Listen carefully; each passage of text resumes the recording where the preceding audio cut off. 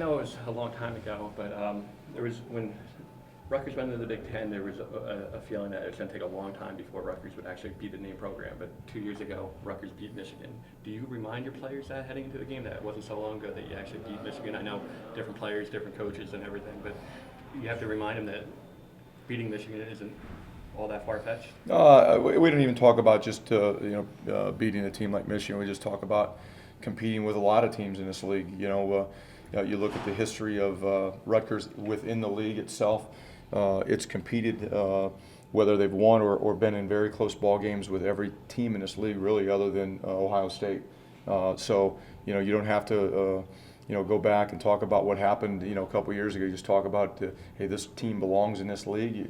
You're not far off from beating a lot of teams in this league. You just got to keep swinging, keep fighting, and stay true to the process, and good things will happen. Is what we talked about.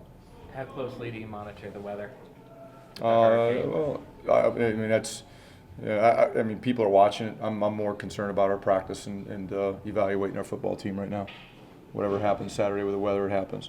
Do you game plan for possible? It doesn't sound like it's going to be that bad. It sounds like 20%. It's not even. No, I mean we talk. The weather always plays a factor in games. We're aware of the weather and based on how bad it could be or the heat. We have contingency plans. And adjustments that you have to make based on the weather and the way it can affect the game, whether it's wind, whether it's heat, whether it's rain, snow, whatever. You always have those conversations. How does safety depth look now that you're later in the week? You've been able to see more from guys. Well, we're thin. Well, right now we got Saquon Hampton back, and we're excited about that. He's been out practicing. He's not 100%, but he's close enough where he's going to play. So we're excited about having him back. We've been working a lot of guys back there. Ross Douglas has been taking some reps at safety also. Right now, Kai Hester is questionable for the game, but we'll see how that goes the next couple of days. Michigan has a really good tight end, All-American tight end. Does that make the strong side linebacker position a position of importance? Well, he's a tight end that lines up all over the field, so you got to know where he's at. I mean, you got a lot of players that you got to know where they're at. Their two receivers, Darbo and Cheston, are great receivers. You got to know where they're at. Got to know where Jake Butt's at. He's one of the best tight ends in the country. All positions are, of high importance and high priority, and need to be on top of their assignments and who they're aligned over based on the call. Speaking of linebacker, any idea yet if Greg Jones will be able to go? Right now, it looks like Greg Jones is not going to be able to go.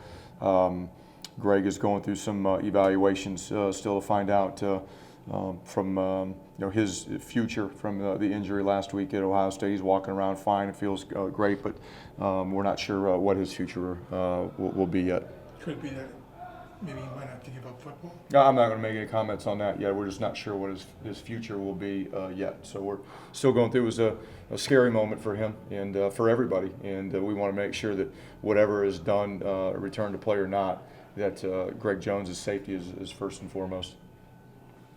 Quarterback play, what do you see from Spate, their quarterback? He's gotten better every game. He's big, he's got a strong arm, he can make all the throws, he's making pretty good decisions with the football. He's not putting the ball in harm's way, and he's pulling it down and running and doing some things with his feet also.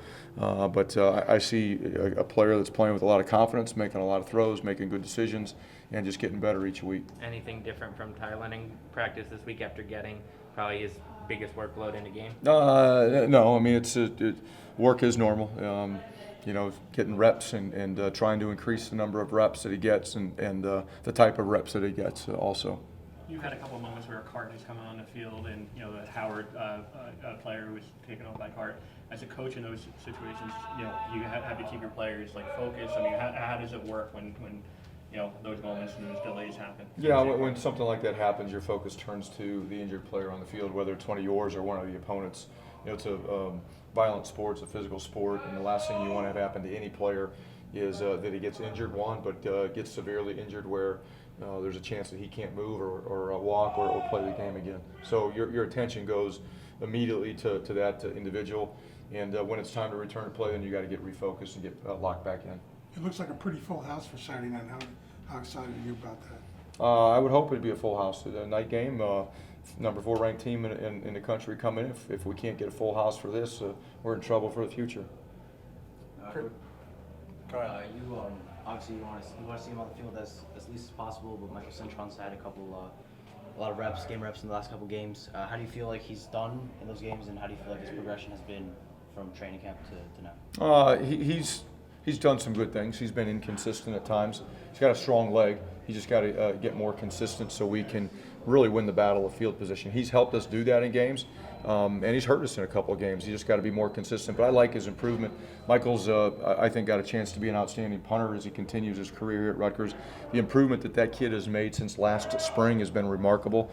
In spring practice, especially at the beginning of spring practice, I didn't know if he'd ever have a chance to be what we would consider a legitimate Big Ten punter, and he is. And as long as he continues to go that direction and work on his consistency, I think he can be an outstanding punter. In recruiting, how do you feel about doing official visits in season compared to the postseason visits? It's all situational. Depending on where you're at with a recruit, what else he's doing in his recruitment. If a player is only going to take an official visit to your school and take all the other ones after the season, I'm not for it. If he's going to take all in-season visits, then you got to get in the game. I prefer personally to have more after the season because you get to spend more time with the recruits, get a chance to build a relationship with them during the season. During a game week, it's hard because you're preparing your football team, and it's just not the same. But again, it's all situational. The fans get a kick out of it, and recruits, I think, like it. But the black uniforms, do your players get a kick out of it? A little extra juice? To be honest, I don't know. I haven't been here before with them, so we'll find out. Other places that you've done special uniforms. Usually, I guess helps the players get a little more into it, a little more excited, a little more enthusiastic, a little more oomph to it. But we'll see how our players respond. Sounds like in the past it's been a pretty well received thing, both from players and fans. So excited to go out there Saturday night and see what happens.